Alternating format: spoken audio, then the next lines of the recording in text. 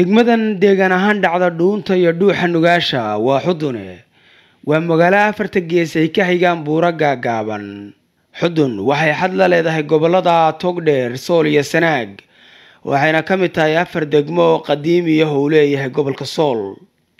waxay caan ku tahay hilibka iyo caanaha xoolaha maadaama ay nugaal ku taal oo ah dhul xoolo daaqeena. degmadan waxa bilow ka isku tashi bulsho oo dadka deegaanku ku dhisanayaan wada laami ah oo isku xiri doonta magaalada Laascaanood iyo Xudun, maadaama ay muddo gaari waa ka ahayd gobolka intiisa kale, dibna ay ku qabeen maridda wada raf ahayd oo hooyada uur kale dhaawaca iyo dhibanaha kale ay dhib kala kulmi jireen wadada maridani marka heltiboosyadu maara u waayaan loona dhigi jiray gobolka.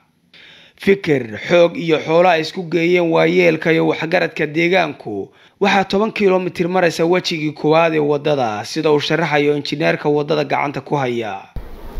wadadaasi inta hadda la sameeyay waa 10 kiiloomitir 740 mitir weey. waxay ka bilaabatay magaalada Koonaheeda halka laga soo galo magaalada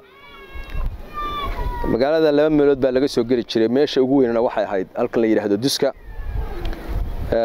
waa laga bedelay meeshii wadadii hore ahaan jirtay.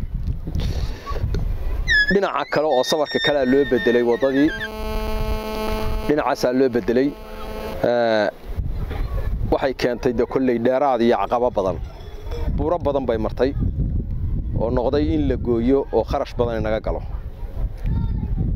10 kiiloomitir 740 kaas markii hore waxa la sameeyay clearance baa la sameeyay, waa la dhameystiray.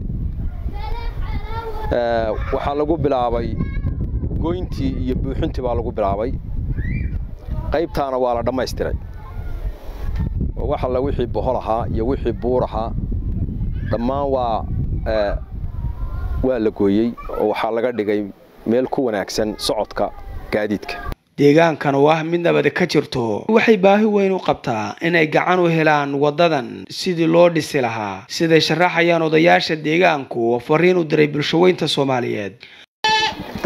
dadku aad iyo aad bay isugu tashadeen, waxay u qaateen markii maxaad qabsan kartaan, waxaad qabsan kartaan oo wax idin ku daro hay'adda DRC tinooti maxaad qabsan kartaan, wixii aanu qabsan karayn oo noogu daraa oo haajidka oo degmada tan hadda marka Xudun la yiraahdo saadkeedu wuxuu nooga yimaadaa Boosaaso iyo Laascaanood. inta badan Laascaanood buu nooga yimaadaa. haddii roob jidka xiro meesha wax saad ma iman jirin, raashin ma iman jirin, dawo ma iman jirin, meel go'doon ay ahayd. waana degmo weyn oo qadiima sida odayaashu uga soo sheekeeyeen waa qadiim. marka waxaanu dooranay wadada markii aanu hantida urursanay wixii ay kari kartaan hay'adii baa noogu dartay, saasay wadada ku fushay. waxaan kaloo halkan uga mahad celinayaa deegaanka Xudun contribution-ka kaga qayb qaatay wadadan. aad iyo aad bay u mahadsan yihiin. ilaahayna waxaan ka rajaynaynaa intii hawsha nagala qayb qaadatay, intii dhaqaale ku bixisay, intii tala ku bixisay, intii xoog ku bixisay, in miisaanka xasanaadka ilaahay u saaro. intii aan nagala qayb qaadanna waxaan jecelahay inay nagala soo qayb qaataan. saxaafadda maanta waxaanu ka faa'iideynaa wuxuu yidhi waxaad ogtahay ma kuu sheegaa, horta wadadan waa la wada og yahay, laakiin waxay sii kufinaysaa war maanu ogeyn maxaa nalagu soo sheegi waayey. qurba joogtii khayrka qabtay meeday, gabdhihii jaaliyadahu meeye, gabdhihii silsiladaha u furi jiray jidadka iyo wixii importini meeye iyo horumarka, dadkii dhalinyarada ah ee firfircoonaa ee reer Xudun meeye. wadadan waxaan ku magacaabanaa horta waa wadada reer Xudun u abaabulay wadada, way ku mahadsan yihiin. anigoo ku hadlaya afka gudida wadada waday shirgudeekeeda baanahay. marka waxaan u sheegayaa horta in yoolkan wadadu aan u qaadanay Xudun waanu ka qaban qaabinay. wadada reer Xudun ma leh, waxay qusaysaa deegaamadoo dhan. waxayna ku magacaaban tahay Sool iyo Sanaag, wadadii isku xiri lahayd.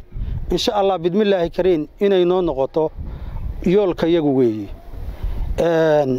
waxaan leenahay dadka aan nagala qayb qaadan siiba jaaliyadda waxaan ugu qaylo dhalaami weynay jaaliyadda reer Xudun iyo jaaliyadaha kale ee deegaamada dhaxaaba waxa la yiraahdaa wax kasto deegaamada la soo qaado waxba la cunaya horta reer xudun hadaan nahay inaanu anagu wax qabsano oo waxa aanu qabanno jaaliyada iyo qurba joogta iyo dadku dhammaan la arko marka aanu wax qabsano iyo maamuladu iyaguna ay ku soo dhawaadaan wax nala qabtaan waa sida la idin sheegay dalku waa dal nabadgelyo meesha doontaan baad seexanaysaan mari kartaan waa dad aad iyo aad u wanaagsan waa dad dhibtii arkay kuna ababiyay dhalaankooda nabadgelyadu midhaha ay leedahay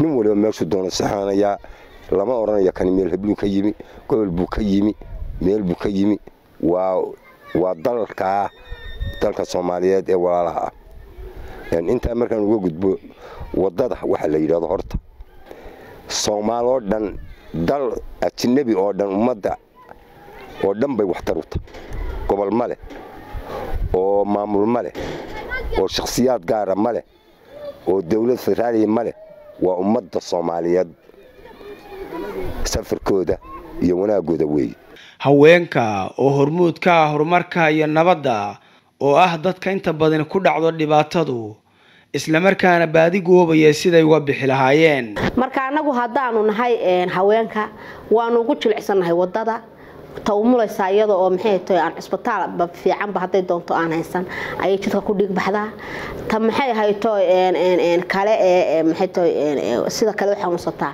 saasoo kale marka wada rafaba anaga aad noo daashatay in badan daashatay hadda waanu jecel lahay inaanu wada fiican oo aanu micnaha danahayaga iyo micnaha duruufta nala soo gudboonaata aanu si degdeg ah uga baxno marka aad baanu arinta u soo dhaweynaynaa mar inaanu qabsanahay wax kasta xilliga Ilaahay ku qadara la qabtaa marka wadada waanu taageeraynaa cod dheer iyo cod gaabana waxaanu ku leenahay hay'adaha samafalka jecel maxay haytay warbaahintiinan oo kale oo ka qayb qaadata bulshada samafalkeeda oo micnaha xubinta lambar 1 ka ah oo micnaha meel kasta ama dhuun daloosha ama maxay haytay fikirkeeda iyo talooyinkeeda fiican aad ka dhiibataan aad baan idinku mahadinayaa idinkuna warbaahintu waa waxyaalaha umada Soomaaliyeed aad u taageerta wali waxa inoo laaban warbixino kale iyo barnaamijyo waa safarkii nabadda ee wada hadal baa horumar lagu gaaraa Cabdiqani Axmed Maxamed fantastic warbaahinta Daljir Garowe.